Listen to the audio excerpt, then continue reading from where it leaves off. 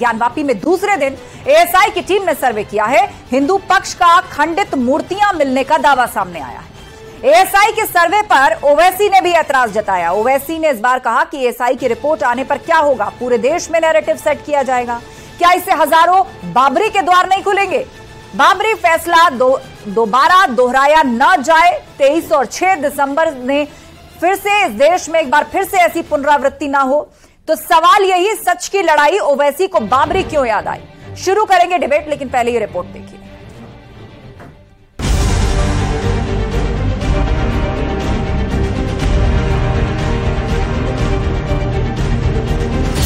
ज्ञानवापी में सबूतों के साथ सच की तलाश।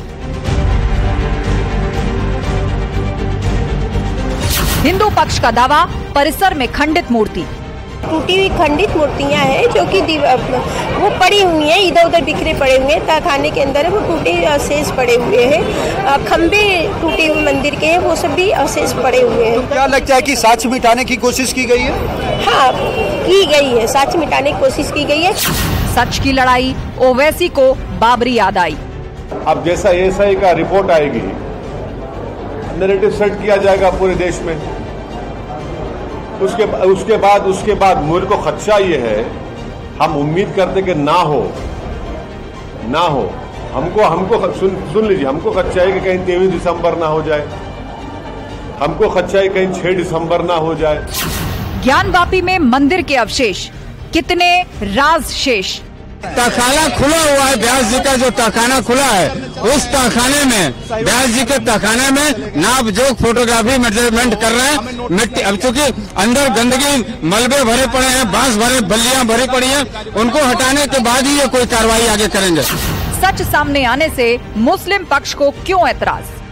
विदेशी आक्रमणकारियों की कम्युनल, क्रिमिनल, क्रूर करतूत को देख करके आपको भी गुस्सा आएगा, और उन विदेशी आक्रमणकारियों की क्रिमिनल, कम्युनल, क्रूर करतूत को करेक्ट करने के लिए समाज के सभी वर्गों को सामने आना चाहिए। इसको कम्युनल रूप नहीं देना चाहिए।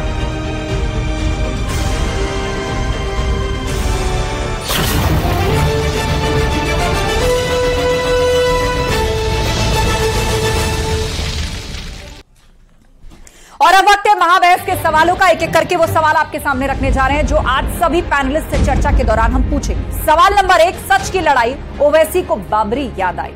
जिस तरह ज्ञानवापी में एएसआई सर्वे चल रहा है, उसे लेकर असदुद्दीन ओवैसी ने बाबरी का जिक्र किया और कहा कि कई और बाबरियों के लिए रास्ते खुलेंगे।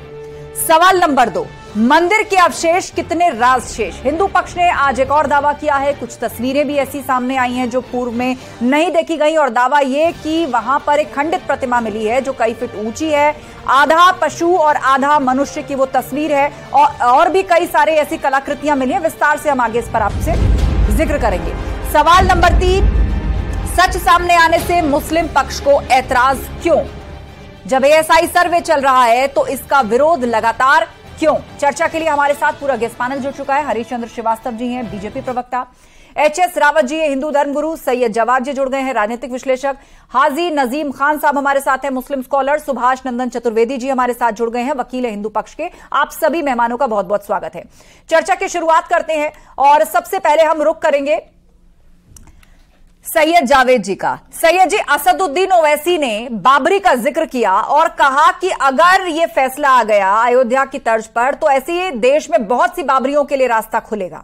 अब बताइए इस बयान को क्या कहा जाए? इतना हार्डलाइनर बयान असदुद्दीन ओवैसी ने दिया है। उन्होंने तो एकदम ऐसे माहौल बनाने की कोशिश की है कि जैसे देश में कितनी बड़ी इमरजेंसी लगने वाली हो। एक एएसआई सर्वे ही तो हो रहा है, वो भी सच सामने आ जाए इसलिए। असदुद्दीन ओवैसी साहब एक पॉलिटिकल पार्टी को रिप्रेजेंट करते हैं, उसके अध्यक्ष हैं, सांसद हैं और बयानबाजी करते रहते हैं। लेकिन अगर आप कहेंगे कि पूरे भारत के मुसलमानों की वो रहनुमाई कर रहे हैं, तो मैं इस बात से इत्तेफाक नहीं रखता। नंबर 1 बात तो उनका जवाब उनके पॉलिटिकल पार्टी के लोग देंगे, मैं उनकी बात का जवाब नहीं दूंगा। दूसरी बात, अब आ जाइए, ये जो ज्ञानवापी की सर्वे के ऊपर बात हो रही है, मामला सब जुडिस्ड है और मैं आपके चैनल के माध्यम से पूरे भारतवासियों को एक अपील करना चाहता हूं कि मामला बहुत संवेदनशील है। कोर्ट के अंदर दोनों ही पक्ष हैं। किसी भी तरीके की बयानबाजी या भड़काऊ बयानबाजी या सोशल मीडिया प्लेटफॉर्म पर ना करी जाए।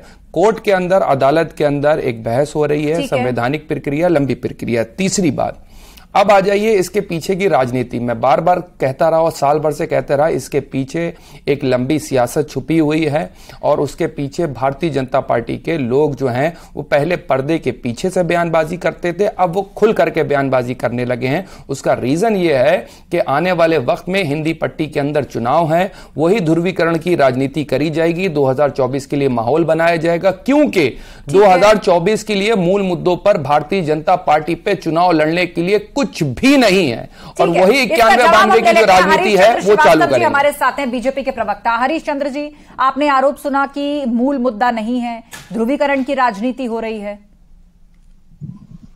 देखिए, एक तो ये इस तरह का ये शब्दावली जो है भारतीय जनता पार्टी के लिए जितने विपक्षी दल के लोग हैं या भारतीय जनता पार्टी से नाइतफाकी रखने वाले जो लोग हैं वो इसी तरह का आरोप बढ़ करके अपना इफ्तरी कर लेना चाहते। उन्होंने ये नहीं बताया कि आखिर सच से पर्दा क्यों नहीं मुस्लिम समाज के लोग या इंतजामिया कमेटी के लोग आखिर इस पे बार बार क्यों अवरोध करते रहे कि साहब जब कोर्ट जिला अदालत द्वारा कमिश्नर नियुक्त किया गया तो उसकी वो सब ठीक है हरीश चंद्र जी, लेकिन सवाल यहाँ पर ये उठाया गया कि क्या 2024 के लिए मुद्दे कम पड़ गए, काम गिनवाने के लिए कम पड़ गए, रिपोर्ट कार्ड में कुछ पन्ने कम रह गए, इसलिए ये सब कुछ हो रहा है, ये आरोप है, इस पर बोलिए।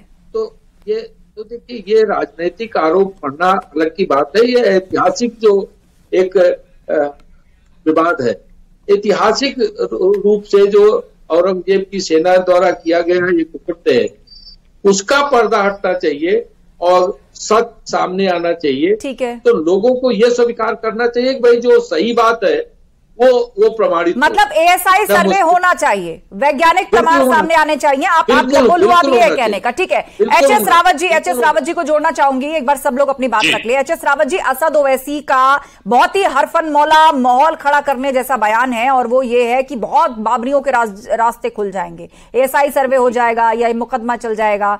तो अब आप मुझे बताइए कि इस तरह का माहौल खड़ा करके समाज में एक वर्ग के अंदर ये डर पैदा करके कि देखिए पता नहीं आपका क्या भविष्य है, यहां पर बाबरी के बाद न जाने कितनी बाबरी हो जैसा हो जाएगा, और अभी तक ज्ञानवापी की जो लड़ाई चली है, क्या उसमें आपने ऐसा कुछ भी देखा जो बाबरी के वक्त कर्फ्यू लगाने की जरूरत पड़ती थी, कोर्ट के बाहर रिपोर्टिंग सही से हो जाए उसके लिए भी पीएसए की कई कंपनियां लगानी पड़ती थी, दोनों पक्ष शांति से आके अपनी अपनी बात रख रहे हैं। आस्था जी, चोर की दाढ़ी में तिनका, असदुद्दीन ओवैसी साहब के साथ तो यही हो गया है। इसका मतलब उनके मन ने और उनके दिमाग ने ये बात मान ली कि हजारों बाबरियों पर होगा, इसका मतलब हजारों बाबरी थी, हजारों बाबरी बनाई गई थी। उनके दिल ने इस बात को एक्सेप्ट कर लिया कि कहीं कहीं हजारों ऐसी मस्जिदें हैं जो मंदिर तोड़ के बनाई गई हैं, लेकिन हम उन पर जाना ही नहीं चाहते।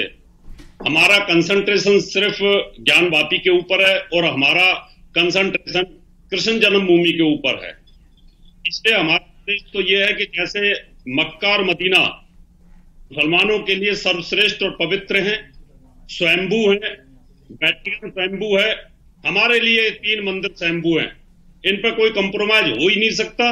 और जो ये रिपोर्ट आने वाली है, ये रिपोर्ट बहुत कुछ आगे बताएगी। इसलिए असदुद्दीन ओवैसी साहब डरे हुए हैं, उनको भय है कि एएसआई की अगर रिपोर्ट आएगी तो उस रिपोर्ट से उनको खौफ है, इसलिए वो कहीं ना कहीं भड़काने की कोशिश कर रहे हैं। ठीक है, और हाजी नजीम खान साहब भी हमारे बीच में है। हाजी नजीम खान जी, बताइए, ज्ञानवापी का मामला चल रहा है, कोर्ट में चल रहा है, दोनों ही पक्ष कह रहे हैं कि मामले में फैसला आने दीजिए, कोर्ट के माध्यम से हल निकलेगा, लेकिन जब सियासतदान इस तरह की बात करें तो बताइए कि ऐसे समाज में माहौल नहीं बिगड़ता? वो कह रहे हैं हजारों बाबरियों के रास्ते खुल जाएंगे। देखिए आस्था जी, तो मैं ये कहना चाहूंगा कि का जिक्र आता तो मैं सब बात कहना चाहता हूँ। जब बाबरी मस्जिद का फैसला जब आया था सुप्रीम कोर्ट की तरफ, तो भारत मुसलमानों ने कहा सुप्रीम कोर्ट का जो भी आएगा वो भारत का मुसलमान स्वीकार करेगा, और जैसे सुप्रीम कोर्ट का फैसला आया भारत के मुसलमानों ने स्वागत किया सुप्रीम कोर्ट के फैसले का। लेकिन कुछ तथाकथित लोग थे जो ये कह रहे थे कि सुप्रीम कोर्ट का फैसला कुछ भी आए, मंदिर वहीं बनाएंगे।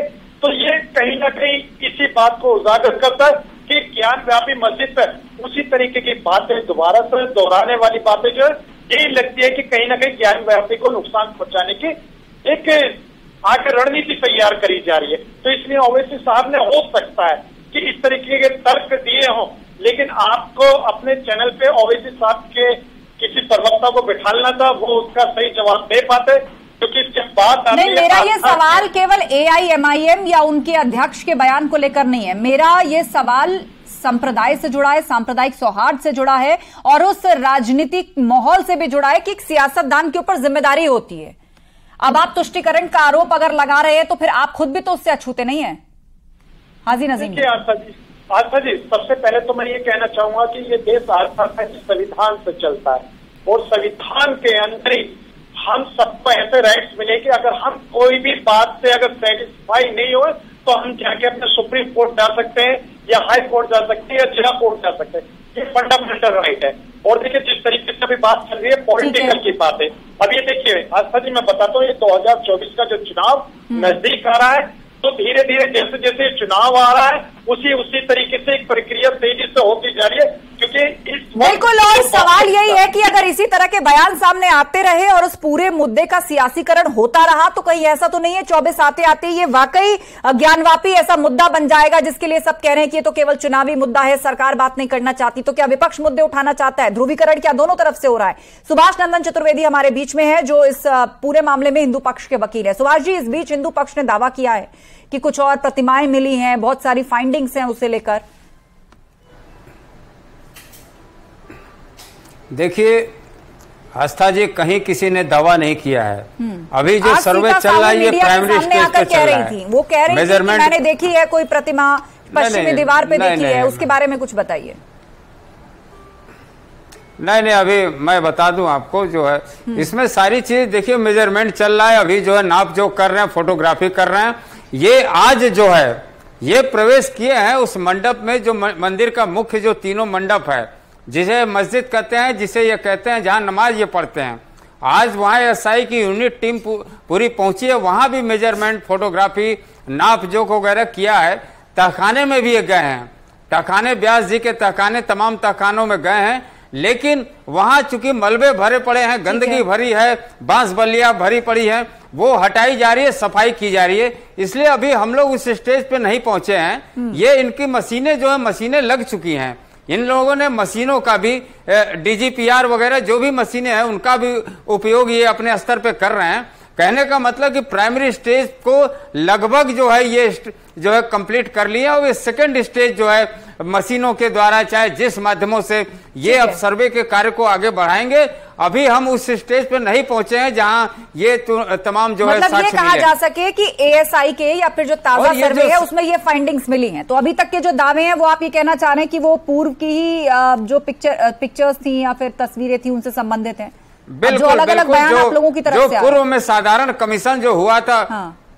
नहीं सुनिए, जो पूर्व में जो साधारण कमीशन हुई थी, उन कमीशन के दौरान जो साक्ष्य मिले थे, उन साक्ष्यों की बात उन्होंने किया होगा। अच्छा, अभी कोई मतलब उन्हीं तस्वीरों की बात हो रही है। अभी ताजा सर्वे से फिलहाल उस दावे का कोई लेना देना नहीं है। सुभाष जी, ये चीज आप क्लियर करें। सही है जवाब? नहीं, तो इसका ज्ञानवापी के ऊपर 3 टिप्पणियां मैं रखना चाह रहा हूँ। पहला तो इसका ऐतिहासिक पस मंजर है, क्योंकि इतिहास के ऊपर लंबी चर्चा हो सकती है, लेकिन सेलेक्टिव इतिहास को मानेंगे ये बड़ी हैरत की बात है। जहां आपको सूट करता है वहां तो आप इतिहास को अपने अकॉर्डिंग मान लेते हैं, जहां इतिहास को आप नकारते हैं, जहां आपको सूट नहीं करता वहां आप कहते हैं कि इतिहास ही भारत का गलत लिखा गया। ये तो तमाम हमने लोगों को सुना, भारतीय जनता पार्टी को और लोगों को, और दूसरी तरफ उसी मासले आलमगीर को जो है ये नजीर पेश कर रहे हैं कि उसमें लिखा गया, और उसमें कहां लिखा गया है। वो बताते हैं कि वो 1667 के अंदर औरंगजेब ने एक फरमान जारी करा, तमाम चीजें ऐसी बातें करते हैं उसके ऊपर आकर के। लेकिन उसी के अंदर यह भी कहा गया कि बहुत से मंदिरों को, मठों को उस दौर में दान पुण्य दिया जाता था, बहुत दान दिए गए। तमाम उसकी नजीरें पेश हैं, चाहे चित्रकूट के अंदर हो गया, चाहे आपका आसाम के अंदर हो गया, कि तमाम ऐसी जगहों पर दान पुण्य करें। और दूसरी तरफ कह रहे हैं कि मंदिर तोड़े भी जा रहे हैं। उस वक्त के अकबर के दौर में रामचरितमानस लिखी जा रही है, गोस्वामी तुलसीदास जी लिख रहे हैं, और दूसरी तरफ ये इतिहास में कहते हैं कि मुगल आताताई थे, आक्रांता थे। एक दावा उनका है। अगर आप ये कह रहे हैं कि उनके पास कोई आधार नहीं है, तथ्य नहीं है, तो ऐसा ही एक दावा आप भी पेश करें। नहीं, आपके पास भी कोई तथ्य नहीं, आधार नहीं, इसीलिए तो ASI की एंट्री हुई है इस मामले में, पर आप लोग उसका भी विरोध कर रहे हैं। नहीं, विरोध देखिए, विरोध किस बात का, उस बात की गहराई को समझिए। 1991 के प्लेसेस ऑफ वर्शिप एक्ट को जिस वक्त लेकर के आया जा रहा था, उस वक्त की आप डिबेट को देखिए जाकर के उस डिबेट के अंदर क्या प्रॉमिस करा गया। और पहले ये कहा जाता था कि हमारा एक मंदिर है, राम जी का एक ही तो मंदिर है, एक ही तो मंदिर है, इस मंदिर के ऊपर फैसला हो जाए। और उस डिबेट के अंदर ये बात भी बोली गई कि जो मथुरा काशी विवाद है, इस चीज को लेकर के अब कोई भारत के अंदर मस्जिद, मंदिर, गुरुद्वारे को लेकर के कोर्ट तक ही नहीं जाया जा सकता सुनवाई। तो उस 1990 worship places of worship act का क्या हुआ? क्यों नहीं? वहां पे कहते हैं कि लागू नहीं हो रहा है, कोर्ट के अंदर सुनवाई हो रही है। जब ये कोर्ट के अंदर और जब ये कानून बनाया जा रहा था, यही लोग, आपको डर क्या है? मैं आपका जवाब दे दूं, मैं आपके बात का जवाब दे दूं। देखिए, जिस अभी ये कह रहे हैं कि संविधान को मानेंगे, प्लेसेस ऑफ वर्शिप एक्ट की ये बात कर रहे हैं, सुन लीजिए सर। नहीं, ठीक है, संविधान की ही हम बात कर रहे हैं, कानून की बात कर रहे हैं। अच्छा ठीक है, मैं सबको बराबर वक्त दे रही हूँ, ठीक है। जवाब जी 20 सेकंड बात खत्म करिए, उसके बाद रावत जी, फिर सुभाष नंदन, बोलिए। देखिए क्या हो रहा था कि 1990 वर्शिप के ऊपर, वर्शिप एक्ट के ऊपर जब डिबेट हो रही थी, तो उस वक्त की डिबेट को ये नहीं मानते, नकार देते हैं। माननीय अटल बिहारी वाजपेयी जी, लाल कृष्ण जी, तमाम लोग मौजूद थे। और उसके बाद अगर आप देखेंगे, कोर्ट के अंदर हलफनामा दे करके सुप्रीम कोर्ट का यही आदेश था कि स्ट्रक्चर को हाथ नहीं लगाया जाएगा। उस वक्त मुख्यमंत्री ने, आपने देखा होगा, एफिडेविट देकर कहा गया, और उसके बाद सुप्रीम कोर्ट को नहीं माना। और किस तरीके से आपने स्ट्रक्चर को, और ये बेसिक स्ट्रक्चर का हिस्सा बताया गया है, ठीक है, उसको नहीं मानने को तैयार है, तो क्या करेंगे? हो चुकी है वो लड़ाई, अपनी मंजिल तक पहुंच चुकी है, ठीक है। आप इतिहास का हिस्सा बनाया गया। आप बाबरी से संबंधित जो केस चला उसका जिक्र कर रहे हैं। सुभाष नंदन चतुर्वेदी जी, 1991 के प्लेसेस ऑफ वर्शिप एक्ट की जो डिबेट है लोकसभा और राज्यसभा में, उसकी बात कर रहा हूं। सुभाष नंदन चतुर्वेदी जी वो वकील है इस मामले में, उसके बाद जी देखिए, जिस 1991 प्लेसेस ऑफ वर्शिप एक्ट की ये बात कर रहे हैं, उस कानून की खामियां भी ये जान लें, उस कानून को पूरी तरह समझ लें। वो कानून कहता है कि 15 अगस्त 1947 के पहले या उसके बाद जो उस समय जो स्थिति थी, वो स्थिति, उस स्टेटस को चेंज नहीं किया जाएगा।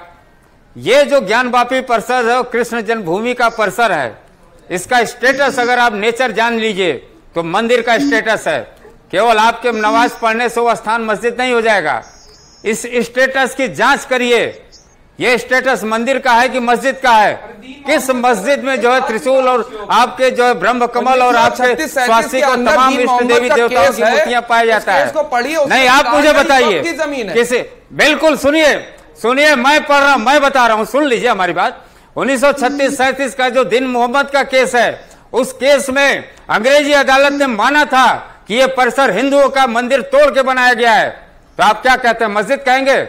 आपका कुरान भी कहता है कि किसी जो है ऐसे स्थल पर नमाज नहीं पढ़ना चाहिए, अल्लाह स्वीकार नहीं करता है जो स्थान विवादित हो, जहां लोगों को कष्ट हो। यहाँ तो करोड़ों लोगों को कष्ट होता है। आप कह रहे हैं कि मस्जिद है, मैं कह रहा हूँ मंदिर है। वो निकल जाने के बाद अब आपको याद है उस वक्त के जो राजपूत राजा थे, अहिल्याबाई होलकर जी थी, तमाम लोग थे, उनको किसी का याद नहीं आया। कहीं उन्होंने हिस्ट्री के अंदर इस चीज का जिक्र नहीं करा। राजपूतों की तमाम हिस्ट्री पड़ी हुई है, मराठाओं की हिस्ट्री तमाम पड़ी हुई है, उनमें कहीं जिक्र नहीं आ रहा। आप नजीर पेश कर रहे हैं कि मासले आलमगीर का जिक्र लेकर क्या रहे हैं। अरे उसके बाद मराठाओं की भी हिस्ट्री है, उसके बाद आप अहिल्याबाई होलकर जी की भी हिस्ट्री है, उस हिस्ट्री के अंदर कहीं नहीं है। आप नए आए हैं, 350 साल के बाद आप जागे। गजब बात है भाई। कहीं तो मानिए ना, सिलेक्टिविज्म को नहीं मानेंगे आप, सिलेक्टिव अप्रोच रखते हैं, ये समस्या। और सिलेक्टिव अप्रोच के साथ चलेंगे तो सुन लीजिए, भारत के अंदर 556 रियासतों को मिलाकर के भारत जैसा खूबसूरत मुल्क बनाया गया, और उसके बाद हमारे देश को एक संविधान मिला, और इस देश जो है वो संविधान से ही चलेगा। जो आप आस्था की बुनियाद पे चलाएंगे जाकर के, तो फिर देश नहीं। जवाब जी कर रहे हैं, शांत हो जाइए। सुभाष नंदन जी शांत हो जाइए। हरीश चंद्र जी जवाब देना चाहते हैं, बोलिए हरीश चंद्र जी, उसके बाद एचएस रावत जी। देखिए, एक तो ये जुमला बन गया है भारतीय जनता पार्टी को लेकर के कि वोटों के ध्रुवीकरण के लिए भारतीय जनता पार्टी ये करती है। सच को स्वीकार करने का की हिम्मत मुस्लिम समाज के लोगों में नहीं है। जब साहब सिलेक्टिव अप्रोच की बात कर रहे हैं, अगर मैं इनके ऊपर आरोप लगाता हूं कि सिलेक्टिव अप्रोच मुस्लिम समाज का है, माननीय मुख्यमंत्री जी ने अपील किया कि भाई आप जो प्रमाण है उस प्रमाण के आधार पर आप पहल कीजिए। आप क्यों नहीं आगे बढ़ते? मुख्तार अब्बास नकवी साहब का आज ही मैं स्टेटमेंट देख रहा था कि जो विदेशी आक्रांता थे उनके क्रिमिनल कम्युनल और कॉन्स्पिरेसी के तहत जो कुछ हुआ उसके साथ मत खड़े होइए। इस देश में आप इस संस्कृति के साथ आप पले बड़े पनपे और आप देखिए तमाम ऐसे मुख्यमंत्री ऐसे स्टेटमेंट दे रहे हैं जो 80 और 20 की बात कर रहे हैं, उनके लिए क्या बात करेंगे? अरे प्रदेश के मुख्यमंत्री सभी समाज के मुख्यमंत्री, आपको किसी आप अकेले एक विशेष समुदाय के मुख्यमंत्री हैं तो या तो ये एक्सेप्ट कर लीजिए, तमाम मुख्यमंत्री वही हिंदू मंदिर की यही राजनीति और क्या रह गया सर? ठीक है एच.एस. रावत जी, ठीक है एच.एस. रावत जी, हाँ जी आपकी बात बीच में, हाँ बोलिए। हाँ, मैं ये कह रहा था जब्बार साहब बहुत बोल रहे हैं और औरंगजेब आलमगीरी की बड़ी तारीफ कर रहे हैं। इतिहास को हम सेलेक्टिव होके मानते कहीं नहीं मानते हैं। अरे सुनो यार, आराम से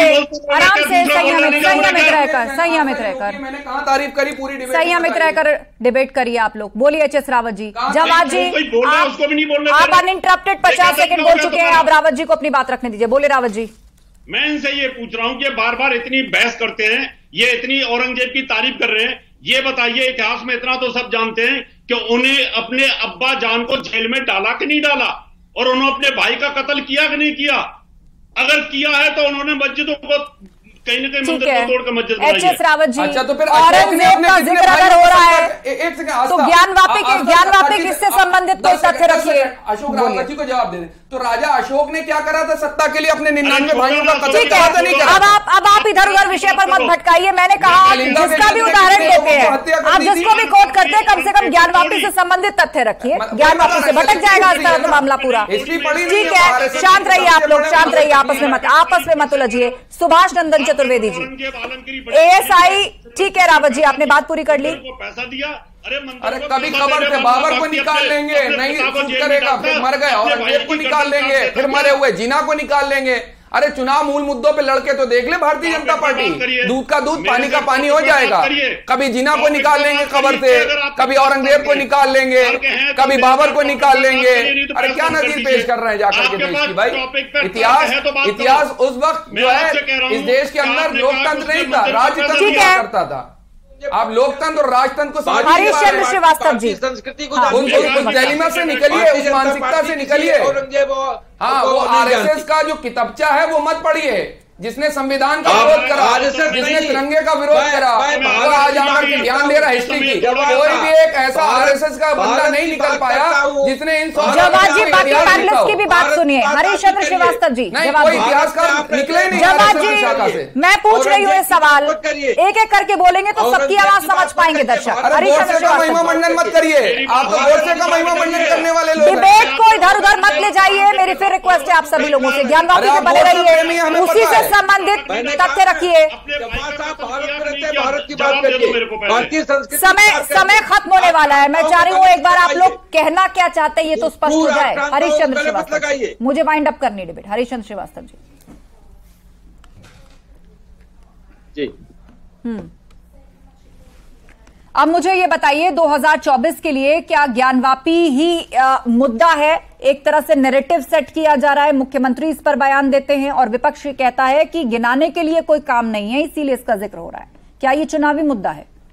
पहली बात तो आस्था जी, ये भारतीय जनता पार्टी का मुद्दा नहीं, ये आस्थावान लोगों ने जो माननीय न्यायालय में केस दायर किया और वो चल रहा है।